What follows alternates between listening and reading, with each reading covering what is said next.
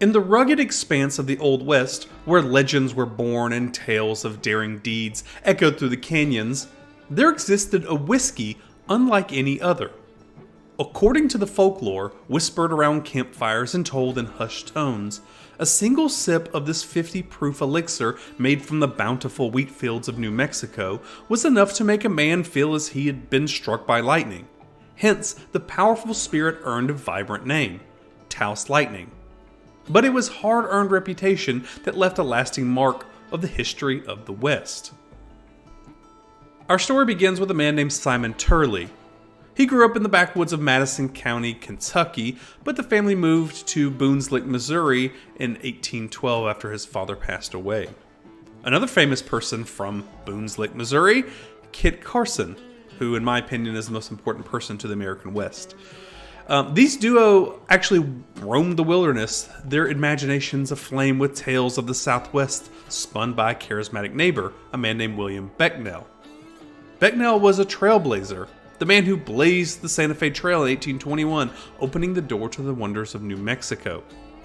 Becknell's stories enraptured the young boys, and their hearts burned with desire to witness the marvels of the Southwest for themselves.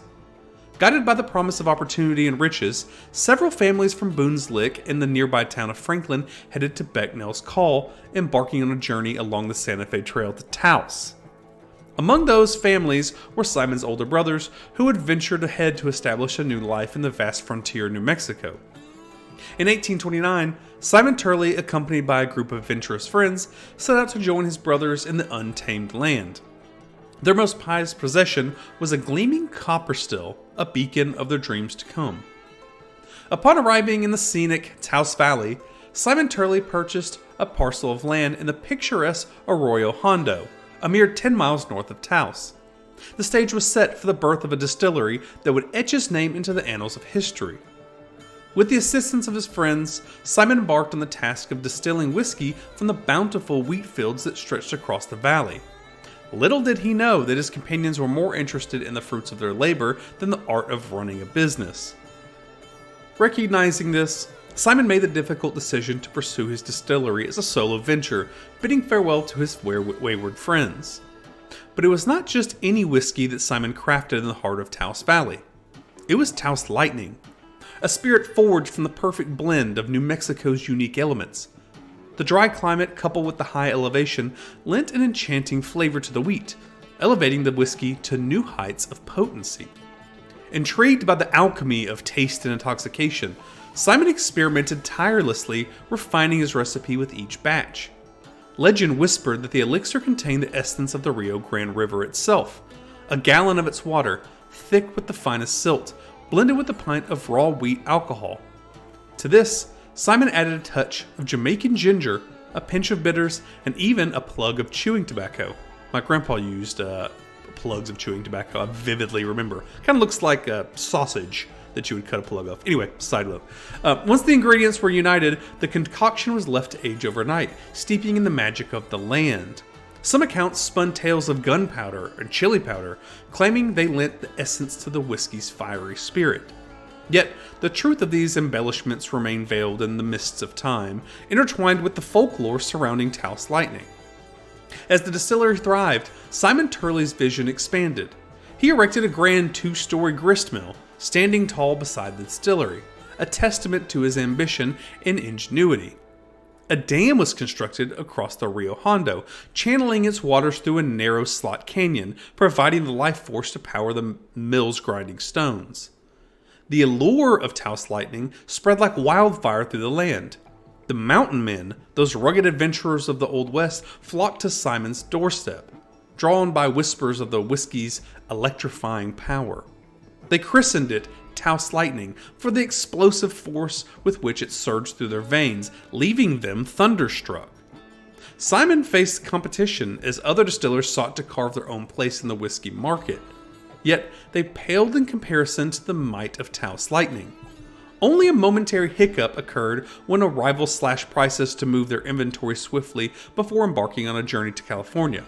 But once they departed, Simon regained his dominance, reclaiming the throne of whiskey in the Southwest. Fortune smiled upon Simon Turley when the United States strictly enforced restrictions on whiskey imported into Indian territories. Taos Lightning held a strategic advantage. Simon's distillery was situated on Mexican land, and thirsty customers journeyed to him. His business boomed as traders, mountain men, Hispanics, Native Americans all succumbed to the allure of Taos Lightning's fiery embrace. Recognizing the need to expand his reach, Simon Turley hired Charles Audebys as his traveling salesman. The whiskey was stored in robust 10-gallon wooden casks, loaded onto sturdy pack mules, and embarked on a journey along the Arkansas and Platte rivers.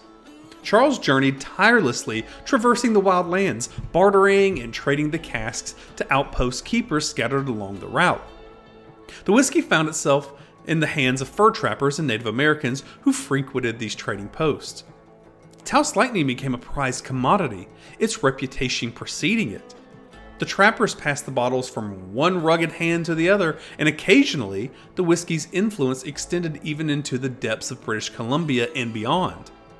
But as Taos Lightning's fame grew, so did the weight of its consequences. The whiskey was a force to be reckoned with, strong enough to bring even the toughest men to their knees. It boasted a staggering proof varying between 40 and 50, ensuring that the mere taste could transport one to the realms of intoxication. An English visitor passing through New Mexico in 1849 chronicled his encounter with Taos Lightning in his journal, describing it as, quote, a fiery spirit. He bemoaned the fact that over half of Santa Fe's establishment served the potent whiskey, witnessing a city awash in, quote, reeling drunken men. Indeed, the whiskey's strength sparked raucous behavior and chaotic scenes. Fights became commonplace as men under the sway of Taos Lightning shed their inhibitions and embraced their wilder instincts. To counteract the volatile effects of the spirit, one Missouri River trailer devised a cunning plan. He laced each cask with laudanum, a depressant made from opium, aiming to temper the whiskey's explosive power.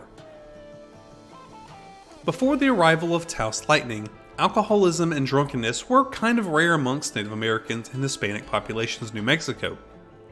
Access to hard liquor was scarce. However, Taos Lightning's affordability and ready availability shattered the barriers, ushering in an era of increased alcoholism amongst the native peoples of the region.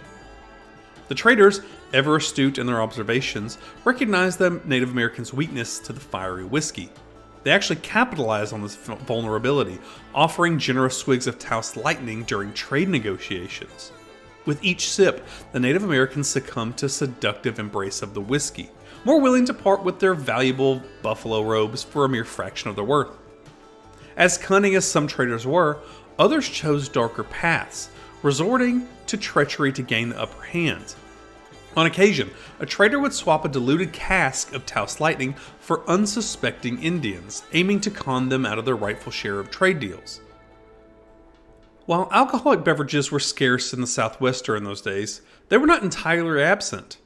In the early 1620s, Franciscan priests had established vast vineyards in the Socorro Valley, growing grapes from their sacramental wine. In their copper stills, they even craft grape brandy. However, these libations were reserved for ceremonial use and not for the masses. Other settlers in the region attempted to produce brandy and wine, but their efforts fell short in both quality and quantity, rendering them commercially unviable. Imported liquors were available, but they proved too costly for the average person to afford. Taos Lightning changed the tide, transforming the whiskey into the lifeblood of the land. As it coursed through the veins of the Southwest, it forever altered the course of history. In the midst of this thriving reign, Taos Lightning also became entangled in the web of tall tales and myths spun by the mountain men and fur trappers of the Old West. The spirit's fiery nature and potency inspired them to craft humorous and sometimes horrifying stories about its effects. For instance, some old trappers would point to a small chihuahua, claiming the dog was once covered in long fur. However, a few sips of Taos Lightning, they jest, caused the poor dog to lose every strand of hair of its coat. Conversely, other tales argued that the whiskey was so potent that it could put hair on a chihuahua's chest. Kind of a a two-parter there. Among the stories centered around Taos Lightning, one of the most captivating revolved around the enigmatic Old West figure named Peg-Leg Smith. Some renditions even suggested that it was Peg-Leg Smith, not Simon Turley, who first conceived Taos Lightning in the 1820s.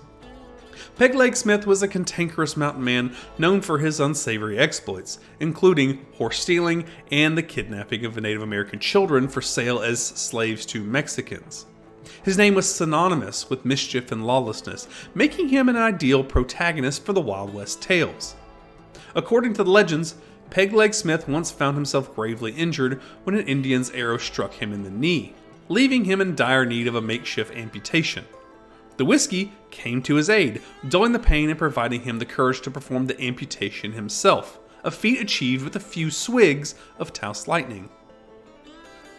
Yet, while the whiskey added fuel to the fires of storytelling, it also added fuel to the fires of insurrection. The year was 1846, and the New Mexico Territory found itself under the control of Mexico. The United States military, under the command of Stephen Watts Kearny, invaded the territory in August of that year. Caught off guard, the governor of the territory, Manuel Armijo, swiftly surrendered to Kearny, ushering in a new era. But as Kearny departed for California, leaving Colonel Sterling Price in charge and Charles Bent as the new territorial governor, the seeds of insurrection were sown. A group of rebels, led by the likes of Pablo Montoya and Tomas Romero, hatched a daring plot, igniting the Taos Revolt on January 19th of 1847. The rebels struck at the heart of the territorial establishment, targeting the home of Charles Bent, the governor of New Mexico. Charles was shot with arrows and brutally scalped in front of his wife and children. The family, seeking refuge and safety, attempted to flee, but the fate had other plans. They were discovered and Charles was killed while his family remained unharmed, a testament to the cruelty and randomness of war. I guess I should kind of clarify. Charles was scalped in front of his family and somehow survived that, but then was killed when they were trying to escape. Story has it that they barricaded themselves in their adobe house and that the Taos Native Americans would pull their bows back just enough to have the arrow stick into Charles, but not kill him. So they wouldn't do a full draw, they do like a quarter draw. That way you could get hit with the arrows, cause immense bleeding, but it wouldn't kill you. So, side note, okay, we'll go back to the story. The rebels pressed onto Arroyo Hondo outside of Taos, setting their sights on Simon Turley's cherished distillery. As fate would have it, Charles Otterbees, Simon's faithful traveling salesman, was returning from a whiskey delivery when he caught sight of the insurrectionists marching towards the distillery. Racing against time, Charles spurred his horse, desperately seeking to warn Simon of the impending danger. He rode tirelessly to Santa Fe to seek aid and assistance. Left with only a handful of loyal mountain men as his defenders, Simon Turley faced the insurrection's wrath head-on. A formidable force of 500 men, comprising both of Mexicans and Native Americans, descended upon the distillery, demanding that Simon surrender his property to their cause. In return, they promised to spare his life. Yet, Simon's spirit was unyielding, and he refused the demands, choosing to defend his distillery and his livelihood with every ounce of strength left in him. Fierce and determined, Simon and his comrades erected barricades, boarding up windows and entrances to fortify their position. As the rebels arrived, tension crackled in the air, and the inevitability of the conflict loomed like a dark cloud. For most of the day, Simon and his men valiantly held their ground, the barricades proving to be a formidable barrier against the rebels' onslaught. But as night fell, the rebels devised a cruel scheme, setting fire to the very mill where Simon and his comrades had sought refuge. The blaze consumed the structure, trapping the men within its fiery grasp. With the flames licking at their heels, the brave defenders faced an agonizing choice: to stay and succumb to the inferno, or make a desperate attempt to escape. In a harrowing bid for survival, some managed to break free and dash into the darkness, their hearts pounding with fear and adrenaline. However, not all were fortunate, as the rebel guns claimed their lives of several defenders, their valiant efforts ultimately in vain. 3 of the men managed to evade capture, fleeing in different directions in search of aid and help. Yet, as fate would have it, Simon Turley found himself wounded and unable to escape the clutches of his pursuers. Concealing himself from the mob, he spotted an old Mexican friend, a man he'd known for years. In desperation, Simon offered the man money, begging for a horse that would facilitate him to escape from the chaos that now surrounded him.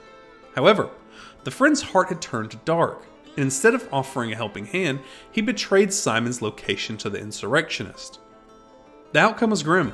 Simon was captured, and his life was cruelly extinguished by the very people he had once trusted. The Taos distillery lay in ruins, its heart and soul extinguished in the flames of revolution. With Simon Turley's death, the era of Taos Lightning seemed to come to an end. The distillery was left in ruins, and the fiery elixir that had once flowed so freely through the lands was no more.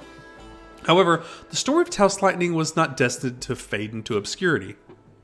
In the annals of history, legends never truly die, and the spirit of Taos Lightning possessed a power that transcended time itself. Roughly 160 years later, the echoes of the past reverberated once again when a small batch distillery in New Mexico, known as KGB Spirits, made a daring decision: to resurrect Taos Lightning from the depths of history. While the modern iteration of Taos Lightning may not boast the same potent punch as the storied predecessor, it remained a beacon that connected the past and the present, allowing those who dared to sip its fiery embrace to taste a piece of history. KGB Spirits carefully crafted its Taos Lightning using the wheat grown in the high elevations of New Mexico's dry climate, seeking to pay homage to the rich history and legacy of the Old West. With each sip, the spirit conjured visions of bygone era, beckoning adventurous enthusiasts to immerse themselves in the stories of the past.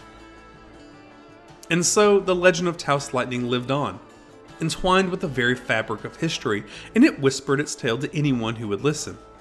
In the vast expanse of time, the fiery elixir's legacy continued to illuminate the pages of history, reminding the world that some legends are timeless and eternal, transcending in boundaries of time and space.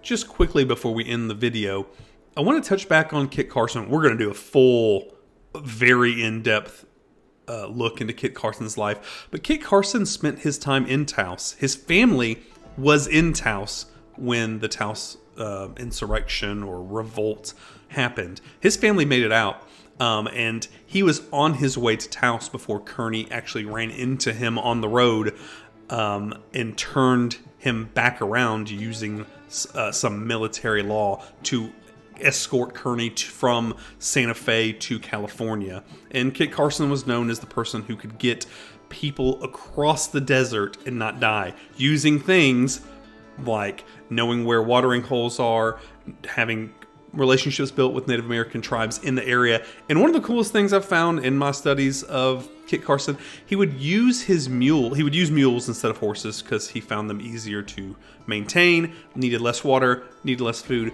But he would cut his mules' ears and drink their blood to get him between watering holes if the distance was too far. So we're going to do a full, I'm hoping for a 35 to 40 minute long video about Kit Carson and his entire life, because it's one of the most incredible things I've ever read, and everybody needs to be familiar with him. But I just figured I'd throw this in at the end of the video because Kit Carson, we just barely touched on him kind of at the beginning, but he lived in Taos. His home was in Taos that was destroyed during this insurrection. And if not for Kearney's